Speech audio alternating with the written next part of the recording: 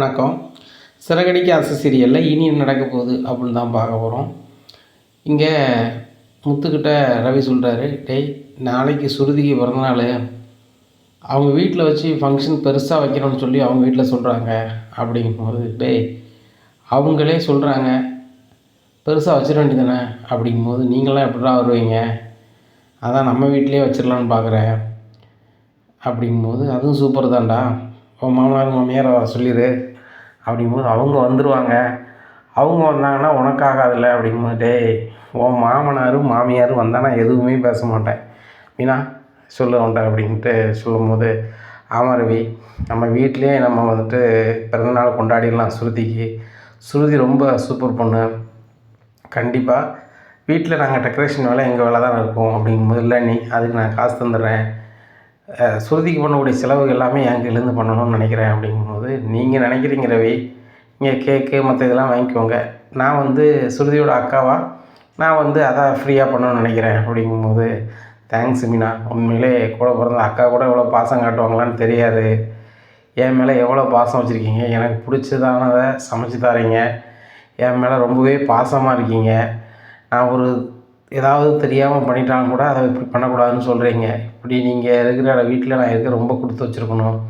அதுபோக முத்தையுமே நான் முன்னாடி தப்பாகவே நினச்சேன், உண்மையில ரொம்ப தங்கமான மனுஷனாக இருக்கார், அவர் ஏன் இப்படி வந்து கோபத்துக்கு ஆளானார் அப்படின்னு என் வீட்டுக்காரர் சொன்னார், நான் புரிஞ்சுக்கிட்டேன் அப்படிங்கும்போது மீனா சிரிக்கிறாங்க.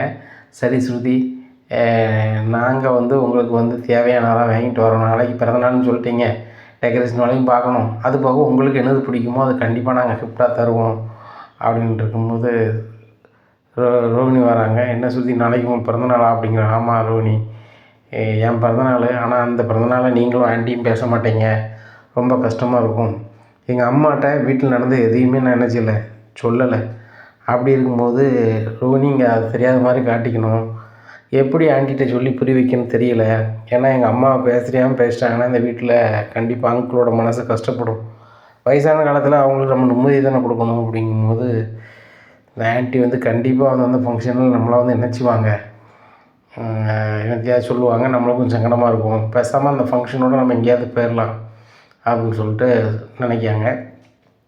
அப்போ வந்து பார்லர் வேலை வெளியூரில் போய் செய்கிற மாதிரி சும்மையாவது வீட்டில் வந்து சாயந்தர சீன் போடுதாங்க.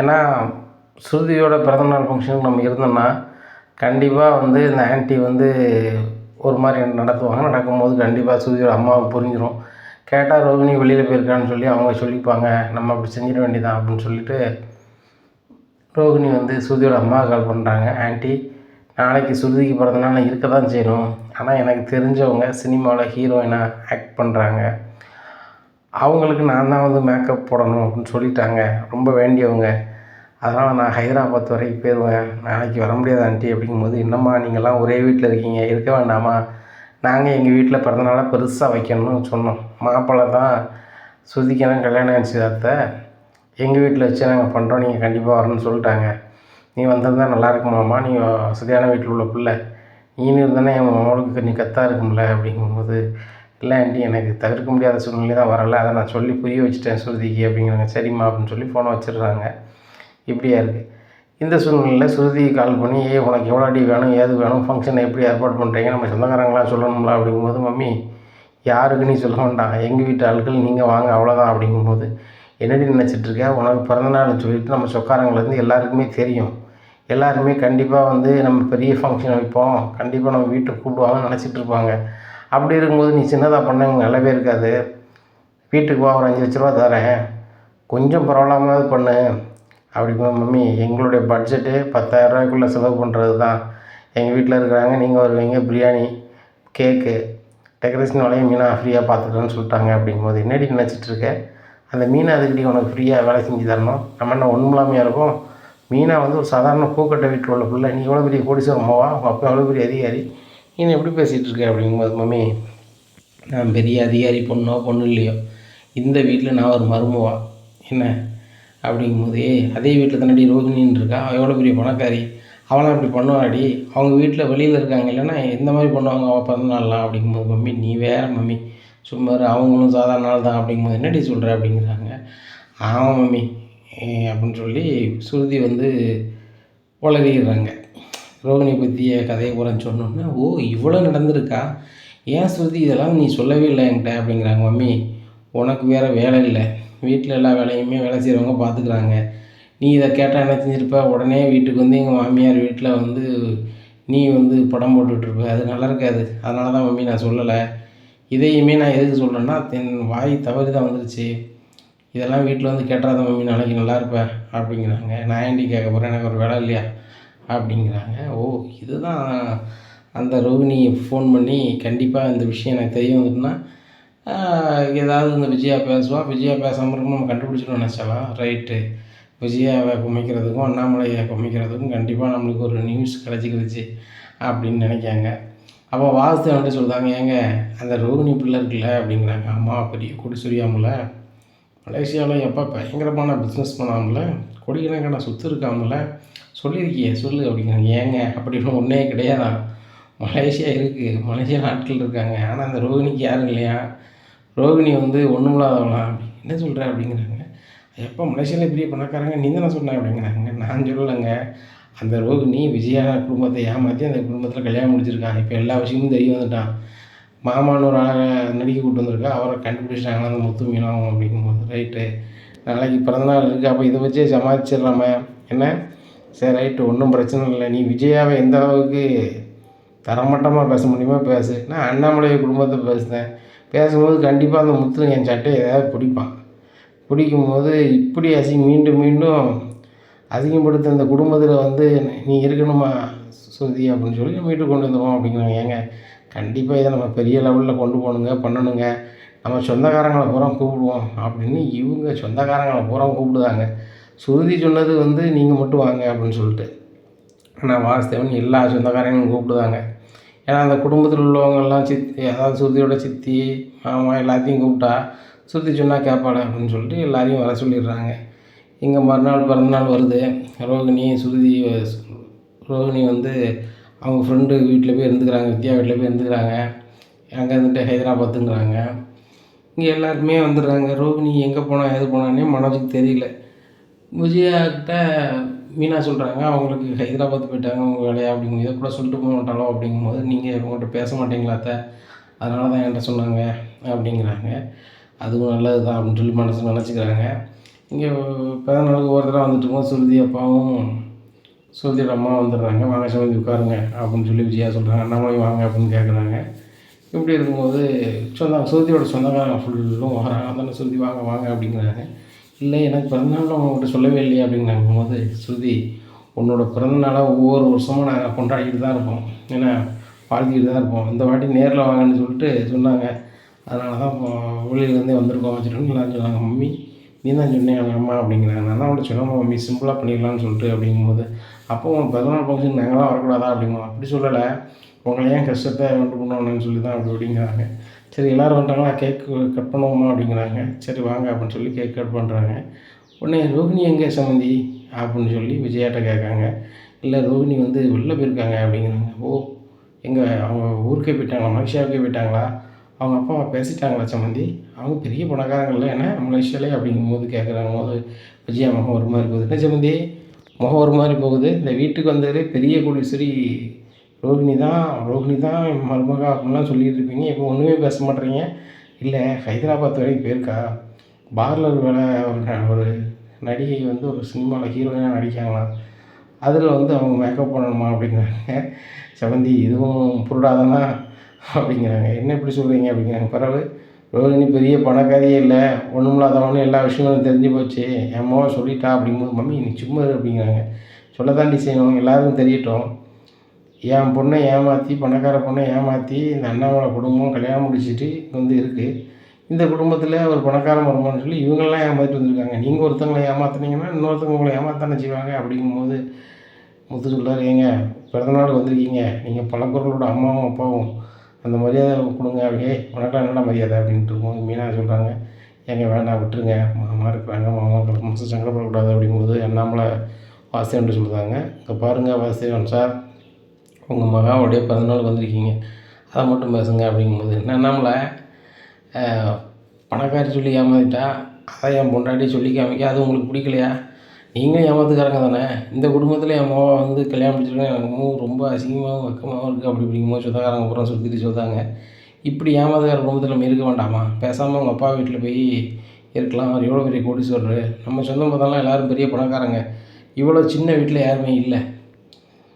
நான் வரும்போதே பார்த்தேன் வீடு ரொம்ப சின்ன வீடாக இருக்குது அப்படிங்கும்போது முத்து சொல்கிறாரு, இது எங்களுக்கு பெரிய வீடு, நீ உங்களுக்கு என்ன சின்ன வீடாக இருக்கலாம் அப்படிங்கும்போது, சுதி நீங்கள் உங்கள் அப்பா அம்மாவை பார்த்து போய் சேருமா, இந்த வீட்டுக்கு சரி கிடையாது அப்படிங்கும்போது, இங்கே பாருங்கள் அங்கிள், எல்லோரும் வந்து நீங்கள் வந்திருக்கீங்க, ஃபங்க்ஷனை கொண்டாடிட்டு நீங்கள் கிளம்புங்க சரிங்களா அப்படின்னு சொல்லிட்டு எல்லோரும் சாப்பாடு கொடுத்து அனுப்பி விட்டுறாங்க. சுதியோட அம்மா அப்பாவை சொல்கிறாங்க, இந்த ஃப்ராட் குடும்பத்தில் இருக்க வேண்டாம் சுருதி, நீனும் மாப்பிள்ளையும் வந்துருங்க, உங்களுக்கு என்ன செய்யணுமோ நான் செய்கிறேன் அப்படிங்கும்போது ரவி கேட்குறேன், என்ன பண்ணுவீங்க அப்படிங்க, உங்களுக்கு என்ன வேணும் மாப்பிள்ளை அப்படிங்கிறாங்க. என்ன பண்ணுவீங்க சொல்லுங்கள் அப்படிங்கிறாங்க. காசு பணம் என்னென்னாலும் தரோம் அப்படிங்கிறாங்க. அதை விட அன்புன்னு ஒன்று எங்கள் வீட்டில் தருவாங்க. எனக்கு பக்கத்துணையாக எங்கள் அண்ணன் முத்து இருப்பான், இந்த குடும்பம் இருக்கும், நான் பார்த்துக்கிடுவேன் அப்படிங்கிறாங்க. மாப்பிள்ளை கடைசி வரைக்கும் பார்த்துக்கிட்டு தான் சொல்லிகிட்டு இருக்கணும் மாப்பிள்ளை, இல்லைன்னா அந்த 12,000 சம்பளம் தான் வேலை பார்த்துட்டு இருக்கணும். சுருதி ஒரு நாள் செலவு எவ்வளோ தெரியுமா மாப்பிள்ளை, 5,000 மேலே பண்ணுதான்னு வச்சுக்கோங்க, மாதம் 1,50,000 உங்களுக்கு வேணும், அந்த 1,50,000 என்ன மாப்பிள்ளை செய்வீங்க அப்படிங்கிறாங்க. உடனே அத்தை அதை நான் பார்த்துக்கிறேன் அப்படிங்கிறாங்க. இப்படியே சொல்லிட்டு இருக்கேன் மாப்பிள்ளை அப்படிங்கும்போது, ஏம்மா என் வீட்டுக்கே வந்து என் மாப்பிள்ளையை பேசிகிட்டு இருக்கேன் நல்லதில்லை, ஒழுங்கு மரியாதை கிளம்பு அப்படிங்கிறாங்க. ஏய் நீ நம்ம வீட்டுக்கு கிளம்பி அப்படிங்க, இது நம்ம வீடு, இதுதான் என் வீடு, நீ தான் சுட்டல உன் வீடு பெரிய வீடு, நீங்கள் பெரிய இடம்னு சொல்லிட்டு நாங்கள் சின்ன இடமா இருந்துட்டு போகிறோம், வேலையை பாரு அப்படிங்கிறாங்க. உனக்கு கோபமே வரலையா சுருதி, இதே வீட்டில் வாழ வந்தவன் பெரிய பணக்காரன் ஏமாத்திருக்கா, இப்போ ஏற்பட்ட ஏமாத்துக்கிற போது நம்ம இருக்கணுமா அப்படின்னு சொல்லி நம்ம வீட்டை பார்த்து நீ கிளம்பி வந்துருக்க வேண்டாமா அப்படிங்கும்போது முத்து வந்து கையை தட்டிக்கிட்டு, சூப்பர்மா சூப்பர், எல்லா அப்பா அம்மாவும் தன் பிள்ளை நல்லா வாழணும் வைக்கணும் அப்படின்னு சொல்லுவாங்க, நீங்கள் வீட்டுக்கு வந்துட வேண்டியதானேன்னு சொல்லுதீங்களே, என்ன விதத்தில் நியாயம் அப்படிங்கும்போது மீனா சொல்லுவாங்க, அது எப்படிங்க அவங்க பேசுவாங்க, அவங்க பணக்காரங்க அப்படின்னு நினச்சிட்ருக்காங்க, நம்ம சுருதி அப்படி இல்லைல்ல அப்படிங்க. என்னடி நம்ம சுருதிங்க, ஏமாவா சுருதி, உனக்கு அவளுக்கு என்ன சம்மந்தம் அப்படிங்கும்போது, மம்மி ஒழுங்கு மரியாதை கிளம்பிடு, இப்போ உன்னோட எனக்கு முக்கியம் முத்து மீனா தான் கிளம்பு அப்படின்னு, இனிமேல் போட்டு நீ யாரோ நான் யாரோ அப்படிங்க சம்மந்தி அப்படி எதுவும் சொல்லிடாதாங்க அப்படிங்கிறாங்க விஜயா.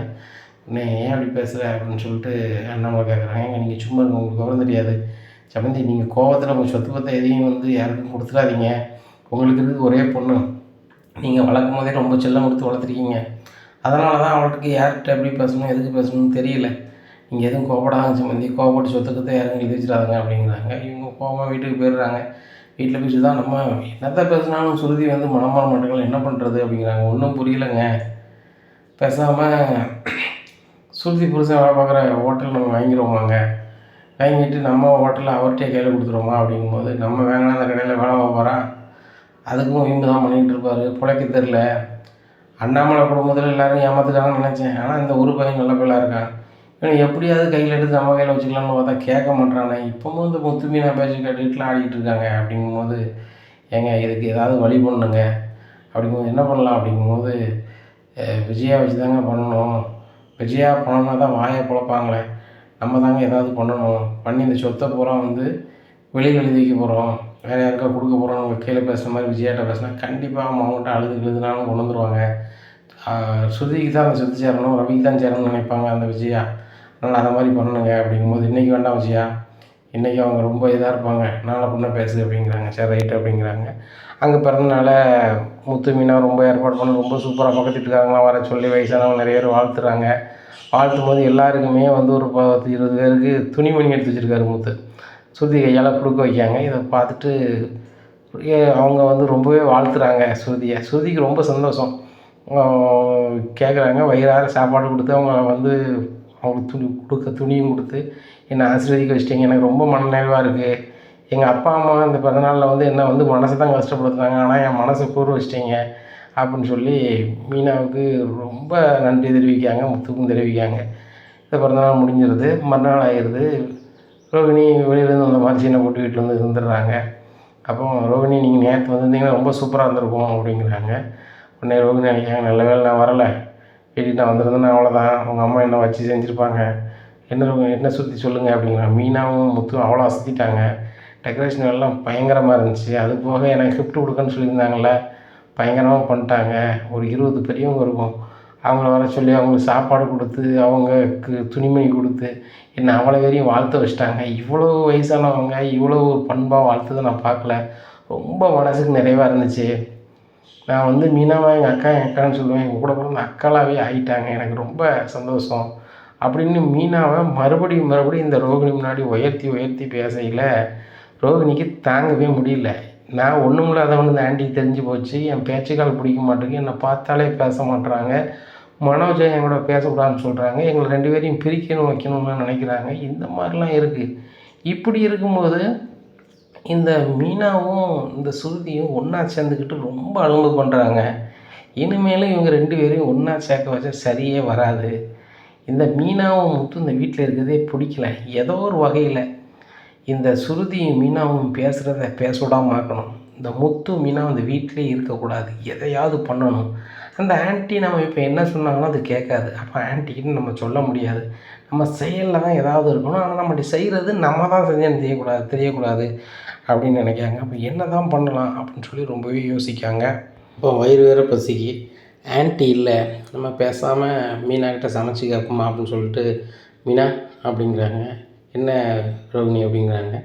எனக்கு கொஞ்சம் சாப்பாடு கொடுக்கலாமா அப்படிங்கும்போது சாப்பிடுங்க ரோகிணி, ஆனால் ஆன்ட்டி வரதுக்கு முன்னாடி சாப்பிட்ருங்க. நீங்கள் சாப்பிட்டா கண்டிப்பாக சத்தம் போடுவாங்க.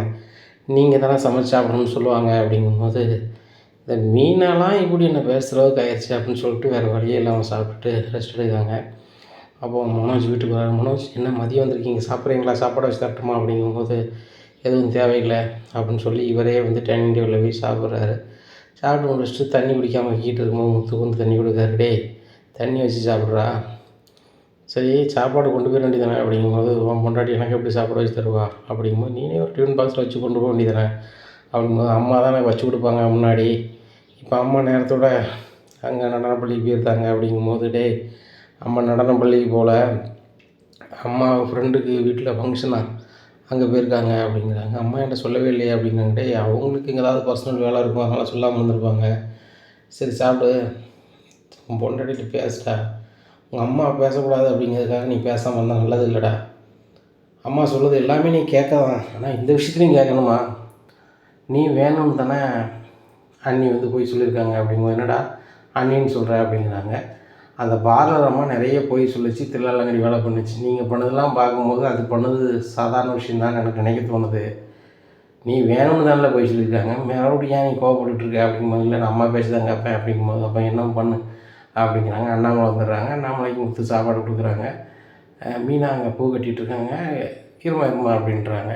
அப்போ சுருதியும் வந்து மீனா கூட சேர்ந்து பூ கட்டிகிட்ருக்காங்க. நம்ம அன்றைக்கி வேலைக்கு போகலையா அப்படிங்கிறாங்க. இல்லை அங்கிள் 2 நாள் ரெஸ்ட் எடுக்கிறதுக்காக லீவ் போட்டிருக்கேன் அப்படிங்கிறாங்க. அப்போயே அம்மா பூ கட்டிகிட்ருக்கேன் அப்படிங்கும்போது இல்லை சும்மா இருக்கும்போது மீனாக்காவுக்கு இதை ஹெல்ப் பண்ணலாம்ல, மீனாக்கா எனக்கு நிறைய உதவி பண்ணுறாங்க, ஆனால் என்னால் அவங்களுக்கு எந்த உதவியுமே பண்ண முடியலையே அப்படிங்கிறதுக்காக நானும் அவங்களுக்கு கட்டி கொடுக்கலான்னு பார்க்குறேன் அங்கிள் அப்படிங்கிறாங்க. சரிம்மா அப்படிங்கிறாங்க. இங்கே ரோகிணிக்கு மேலும் எரிச்சலாக இருக்குது. இந்த வீட்டில் ஆன்ட்டி என்னை சமைச்சு அப்படின்னு சொல்லிட்டாங்க. மனோஜ் என்கிட்ட பேச மாட்டுறாங்க. இந்த சுருதி நக்கலாக பேசுகிறாங்க. அந்த மீனா நக்கலாக பார்க்குறா. அந்த முத்தும் ரொம்ப துமுறில் என்ன தேவையில்லாமல் எனக்கு சப்போர்ட் பண்ணது மாதிரியே மீண்டும் மனோஜுக்காக ஏதாவது விட்டுருக்காப்புல. இப்படி இருக்கும்போது கண்டிப்பாக வந்து இவங்களை சும்மா விடக்கூடாது. நான் நினைக்கிற மாதிரியே இந்த முத்தும் மீனாவையும் வீட்டை விட்டு அனுப்பணும். இந்த சுருதி நம்மளை பார்த்தாலே அலறணும். அப்போ நம்ம என்ன தான் பண்ணணும், கண்டிப்பாக இவங்களுக்கு ஆப்போச்சா தான் முடியும் அப்படின்னு சொல்லி பேக் எடுத்துட்டு அவர் சும்மாவே கிளம்புறாங்க. கிளம்பி மனோஜ் ஃபர்னிச்சர் கடைக்கு போகிறாங்க. போன உடனே ரோகிணி முதல்ல வெளியே போ, நான் வந்து நம்ம கஸ்டமர் இருக்காங்க, அது போக வேலை பார்க்குறவங்க இருக்காங்கலாம் பார்க்க மாட்டேன், எப்படி பேசணும்னு தெரியாது, அது போக எந்த நேரத்துனாலும் எங்கள் அம்மா என் கடைக்கு வருவாங்க, ஓனர் நான் பேசிக்கிட்டு இருந்தேன் அப்படின்னா கண்டிப்பாக கோவப்படுவாங்க அப்படிங்கும்போது என்ன மனோஜ் நினச்சிட்ருக்கீங்க, நான் உங்கள் பொண்டாட்டி, நான் உங்கள்கிட்ட பேசும்போது யார் உங்களுக்கு எது சொல்ல போகிறா வைக்க போகிறா அப்படிங்கும்போது வீட்டில் எங்கள் அம்மா சொன்னாங்கள்ல அவங்ககிட்ட பேசக்கூடாது வைக்கக்கூடாது ஒன்றா தூங்கக்கூடாதுன்னு சொல்லிட்டு, அதனால் நான் அவன்கிட்ட எதுவுமே பேச மாட்டேன், சரியா நீ போயிட்டே இரு அப்படிங்கும்போது மனோஜ் இதான் அவன் முடிவா அப்படிங்கிறது தான் முடிவு அப்படிங்கும்போது மேலும் கோபத்தில் சிட்டி ஆஃபீஸ் போகிறாங்க. சிட்டி எங்கள் வீட்டில் எல்லோரும் நிம்மதியாக இருக்காங்க, எனக்கு மட்டும் நிம்மதி இல்லை அப்படிங்கும்போது சிட்டி சொல்கிறாங்க. அதுக்கு நான் என்ன பண்ண முடியும் ரோகிணி, அந்த வீட்டில் எல்லோரும் உங்களுக்கு எதிராக இருக்காங்க, நீங்கள் வீட்டில் ஏகப்பட்ட பொய் சொல்லியிருக்கீங்க அவங்களுக்கு தெரிஞ்சிருச்சு அப்படிங்கும்போது பொய் சொன்னது நான் மனோஜ் விரும்பினேன், அதனால தான் நான் பொய் சொன்னேன் அப்படிங்கும்போது அது உங்கள் கான்செப்ட்டு, ஆனால் வாழ்க்கை நீங்கள் மறைச்சிருக்கீங்களே அப்படிங்கும்போது என்ன சிட்டி இப்படி சொல்கிறீங்க அப்படிங்க. ஆமாம் எனக்கு எல்லாமே தெரியும், அந்த தினேசன் ஆள் போட மாதிரி சொல்லிட்டான், நீங்கள் என் ஃப்ரெண்டு அதனால் உங்கள்கிட்ட கேட்கல அப்படிங்கும்போது, சரி சிட்டி நீங்கள் எனக்கு நிறைய உதவி பண்ணியிருக்கீங்க, இன்னொரு உதவியும் பண்ணுங்க அப்படிங்கும்போது, பணங்கன்னு கேட்கலான்னு தெரியலையே அப்படின்னு சொல்லிட்டு, என்ன உதவி சொல்லுங்கள் ரோகிணி அப்படிங்கிறாங்க. அந்த வீட்டில் பணக்கார மருமகன்னா அந்த ரோகிணி சுருதி தான் இருக்கா. அந்த சுருதியை வச்சு தான் நான் ஏழை மீனா ஏழைன்னு சொல்லிக்கிட்டு இருக்காங்க. அந்த சுருதிக்கு ஒரு ஆப் வைக்கணும், ரொம்ப ஓவராக பண்ணுறாங்க அப்படிங்கும்போது, அது நீங்கள் அசால்ட்டாக வைக்கலாம் மேடம், சுருதி ஏற்கனவே ஒரு கல்யாண மாப்பிள்ளை ஒருத்தன் இருக்கான்ல அப்படிங்காமா அப்படிங்கிறாங்க. அந்த பையன் வந்து இன்னும் அந்த சுருதி நினைப்பில் தான் சுற்றிட்டுருக்கான். அந்த பிள்ளையை கல்யாணம் பண்ணிக்கணுங்க ஒரு எண்ணத்தில் இருக்கான். அதனால் சுருதி வந்து எங்கே தனியாக இருக்காங்க அப்படின்னு அவன்கிட்ட சொன்னாலே போதும், நீங்கள் வந்து கண்டிப்பாக வந்து நீங்கள் நினச்சது நடந்துடும், கண்டிப்பாக சுருதியை அடையணும்னு சொல்லிட்டு கண்டிப்பாக என்ன பண்ணுவோம்ல. அதே மாதிரி மீனாவை வழி அனுப்புறதுக்கும் ஒரு பிளான் இருக்குது அப்படிங்க. என்ன பிளான் அப்படிங்கிறாங்க. நீங்களே சொல்கிறீங்க, அந்த சுருதிக்கு நான் பிடிச்சமானது தான் சமைச்சு அந்த மீனா கொடுக்காங்க. மீனா கொடுக்கறதுனால ரொம்ப டியர் ஆகிட்டாங்க, அவங்களுக்குள்ளே வந்து ரொம்ப அன்பு வந்துருச்சு. அதனால் அந்த வீட்டில் எனக்குன்னு சுத்தமாக மறுவாதி இல்லை அப்படின்னு சொல்கிறீங்க. உங்கள் மரியாதையை மீட்கணும், உங்கள் அத்தையை பலபடி உங்கள் கையில் கொண்டு வரணும்னா கண்டிப்பாக நீங்கள் செலவு கொடுத்து அவங்க வேகுந்த மாதிரி இருக்கணும். 1. 2வது, அந்த மீனாவும் முத்து அந்த வீட்டில் இருந்தாங்கன்னா உங்களுக்கு கண்டிப்பாக ஒரி கொடுத்துட்டே இருப்பாங்க. என்னையும் அவன் தொழில் பண்ண விட்றதே இல்லை, நான் சொல்கிற ஐடியா மட்டும் பண்ணுங்கள், சம்முன்னு ஆயிரும் அப்படிங்கிறாங்க. சிட்டி நீங்கள் என்ன வேணாலும் சொல்லுங்கள், நான் பண்ணுறேன் அப்படிங்கிறாங்க. ரோகிணி நீங்கள் முன்னாடி சமையல் கட்டில் போய் எதையாவது பண்ணிங்கன்னா கண்டிப்பாக தெரிஞ்சிடும். இப்போ தெரியாது, உங்களுக்கு தேவையானதை நீங்கள் தான் சமைக்கிங்க, உங்களுக்கு முன்னக்கூட்டி மீனை சமைச்சு வச்சுருவாங்கன்னு சொல்கிறீங்க. அப்படி இருக்கும்போது நான் ஒரு மருந்து ஒன்று பொடி ஒன்று தரேன், அதை நீங்கள் ஆசைக்கு அதை கலந்து விட்ருங்க. கலந்து விட்டிங்கன்னா ஆட்டோமேட்டிக்காக அதை வந்து சாப்பிட்றவங்களுக்கு வயிற்றால போயிடும் அப்படிங்கிறாங்க. உடனே என்ன சொல்கிறீங்க சிட்டி அப்படிங்கிறாங்க. ஆமாம், வேறு ஒன்றும் செய்யாது, பயங்கரமாக போகும், எப்படியும் அவங்களுக்கு ரொம்ப தளர்ச்சி ஆயிரும், ஆஸ்பத்திரி தான் போண்டியிருக்கும், எப்படியும் அங்கே ஒரு 3 நாள் 4 நாளைக்கு இருக்க வேண்டியிருக்கும். இதுக்கெல்லாம் காரணம் மீனா தான். இந்த வீட்டில் இருக்கவங்க யாரும் நல்லா இருக்கக்கூடாது, நான் மட்டும் நல்லா இருக்குன்னு நினச்சி இப்படி செய்தாங்க. இந்த வீட்டை அவங்க வந்து ஆட்டை போட்டு நினைக்காங்கன்னு சொல்லி கிளப்பி விட்டால் போதுமானது, முடிஞ்சது. அந்த வீட்டை நீங்கள் மட்டும்தான் இருப்பீங்க. இப்படி பண்ணதை பார்த்தா கண்டிப்பாக சுருதி வீட்டில் சம்மதிக்க மாட்டாங்க. அவங்க பெரிய ஆள், என் பொண்ணு உன் கையால் சாப்பிட்றனால இப்படி ஆயிடுச்சு, இன்னும் என் பொண்ணு உன் கையில் சாப்பிட்றான்னு அவங்க கூட்டி போயிடுவாங்க. ரவி அங்கே போயிடுவார், மனோஜ் நீங்கள் மட்டும்தான் இருப்பீங்க. அப்புறம் பார்த்தாக்கா அந்த வீட்டில் உங்களை விட்டால் வேறு ஆளும் இல்லை. அப்படிங்கும்போது அந்த உங்கள் ஆண்டி வந்து பேசித்தானே ஆகணும் அப்படிங்கும்போது, சூப்பர் அப்படிங்கிறாங்க. அதை வேண்ட சொல்லுங்கள் அந்த பொடியை அப்படிங்கிறாங்க. அதை ஒரு இதில் கலந்து வச்சுருக்கோம் அந்த பொடியை, பார்க்க தேன் மாதிரியே தான் இருக்கும், என்ன அந்த கலரில் தான் இருக்கும்.